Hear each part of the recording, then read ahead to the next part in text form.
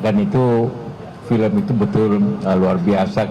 Tapi semuanya kebenaran kan, karena lengkap dengan foto, lengkap dengan kesaksian. Tapi bagi saya kira film itu tidak masih ringan dibanding kenyataan yang ada di WhatsApp. Masih tidak semuanya, mungkin baru 25%. Karena tidak mencakup apa yang kejadian di daerah-daerah, apa yang kejadian di kampung-kampung, apa yang kejadian bagaimana bansos diterima orang.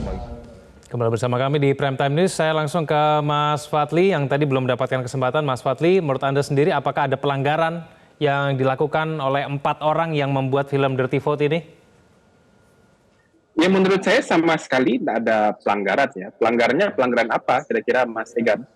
Kalau pelanggaran pidana, ya unsur pidananya yang mana gitu. Ini kan hasil riset, kemudian seluruh informasi-informasi terverifikasi yang sudah ada di media massa.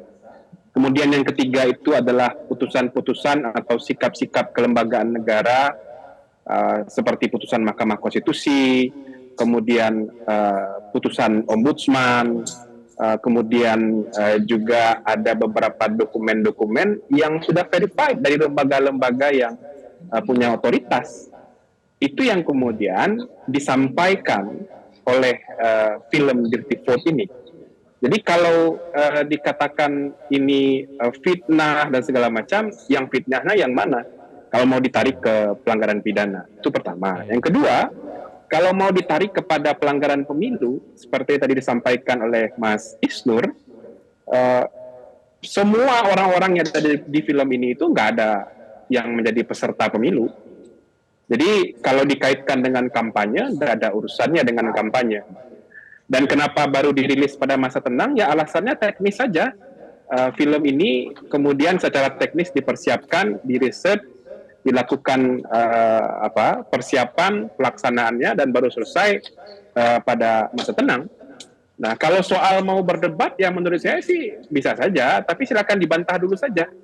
Informasi mana yang kemudian tidak benar di dalam film itu. Dan kemudian masalah seperti apa yang akan muncul. Ini kalau mau sedikit agak membaca ya, ditelusuri informasi-informasi detail yang ada dalam film itu, seluruhnya sebetulnya sudah ada diinformasikan oleh banyak media-media arus utama yang kredibel, yang verified. Masalah di Mahkamah Konstitusi itu mayoritas diambil dari putusan MK, diambil dari putusan Mahkamah Etik MK, dan semua pemberitaan-pemberitaan yang verified dari media kredibel.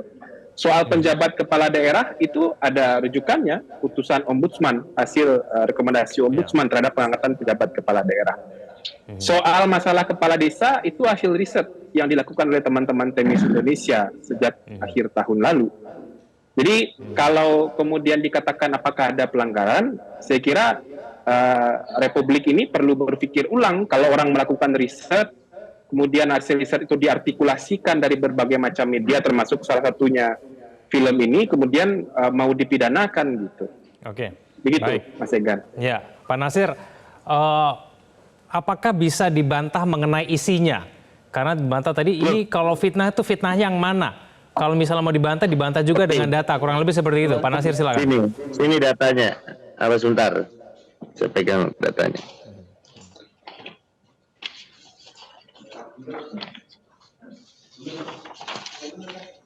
Ini saya tunjukkan, saya bawa legal opinion, ya. Jadi juga kita menginikan masalah legal opinion. Legal opinion dari siapa itu, Mas? Tanya. Legal opinion dari siapa itu, kalau boleh tahu? Oh, saya yang buat legal opinion bersama kuasa hukum saya. Oh, gitu. Oke. Ya, silakan Pak Nasir lanjutkan. Pertama, terdapat pertanyaan yang tidak benarkan terkait gabungnya suara Jokowi dan di sana menunjukkan ada politik transaksional yang disampaikan oleh Ferry Amsari. Dari mana ada politik transaksional penggabungan suara tersebut? Saya ini membahas masalah terus terdapat pernyataan tidak dibenarkan terkait penunjukan 20 PJ dan 82 PJ wali kota bupati oleh Presiden, praktek politik praktis balas budi, menciptakan loyalitas. Dan kemarin Benny Mahmudin atau yang namanya siapa? PJ Gubernur Jawa Barat telah menyatakan dia netral. Kan sudah dibantah itu. Ada bantahan. Sedangkan kemarin yang disebut PJ-nya ada berapa? Yang dikait-kaitkan dengan Pak Jokowi. Hasil riset apa? Nah, sebentar. Gitu. Soal penjabat kepala daerah itu benar bahwa ada 20 penjabat gubernur yang itu dipilih oleh Presiden Jokowi. Anda mau membantah apa soal itu? Kemudian ada ratusan penjabat kepala daerah yang memang dipilih oleh Presiden Jokowi. Itu yang kemudian dianalisis oleh teman-teman peneliti, yang kemudian dikaitkan dengan konteks penyelenggaraan pemilu 2024. Ada informasi-informasi keberpihakan dari... Ada nggak bukti bahwa mereka terlibat dalam membantu terselenggaranya Nah, ini berarti Anda belum nonton filmnya kalau Anda masih pemilu untuk pemenangan paslon tertentu. Ada nggak buktinya? Anda Kalau nonton belum bukti yang filmnya? itu bisa jadi inisiatif, bukan arahan atau suatu petunjuk dari presiden. Mas Reza. Anda belum udah nonton belum filmnya, Mas? Saya sudah nonton. Nah, kalau Anda masih bahwa kalau Anda menyampaikan masih dalam tanya, 27 PJ.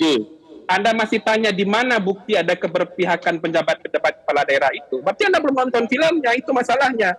Ada di semua film Buktinya yang ditunjukkan itu bukti dari apa? Nggak, dasar buktinya apa? Ada nggak putusan mengenai hukum bahwa pejabat itu dinyatakan bersalah? Contoh kita Jawa Barat, kan tidak bisa dipukul rata, Pak. Mas Reza. Kemarin kan yang disebut Jawa Barat, DKI Jakarta, Jawa Tengah. Soal PJ ya. Baik. Soal PJ ini kan Saya coba ke Mas Isnur ya. Mas Isnur, bukti-bukti yang kemudian disampaikan dalam video Dirty Vote itu menurut Anda cukup kuat tidak? Ombudsman. Ya. Jadi sebenarnya ini adalah sudah diklarifikasi dan diputuskan adanya maladministrasi oleh Ombudsman. Dan itu laporan advokasi dari teman ICW gitu. Putusan MK itu kan laporan dari masyarakat sipil, dari para guru besar dan dokter. Pak Ferry juga melaporkan ke MK gitu. Jadi ini Pak Ferry bukan hanya menyimpulkan di ujung dia melaporkan dan mempublikasi via pemberitaan. Pak Ferry itu membentuk grup dan kawan-kawan laporan kecurangan. Dia mengumpulkan bersama-sama dengan ICW melaporkan ke Ombudsman, bersama dengan para ahli tata negara melaporkan ke MK. Jadi ini proses advokasi yang panjang, tidak semata-mata memberikan penilaian di ujung gitu. Jadi ya saya berpikir ini memang ya kepolisian harus hati-hati, kepolisian harus dengan clear ya, jangan sampai ini jadi presiden yang buruk untuk kebebasan berekspresi, jangan sampai juga kepolisian malah mempidanakan orang yang hadir memperjuangkan, mengkritik dan memberikan partisipasi publik yang baik di ruang-ruang publik gitu. Jelajahi cara baru mendapatkan informasi. Download Metro TV Extend sekarang.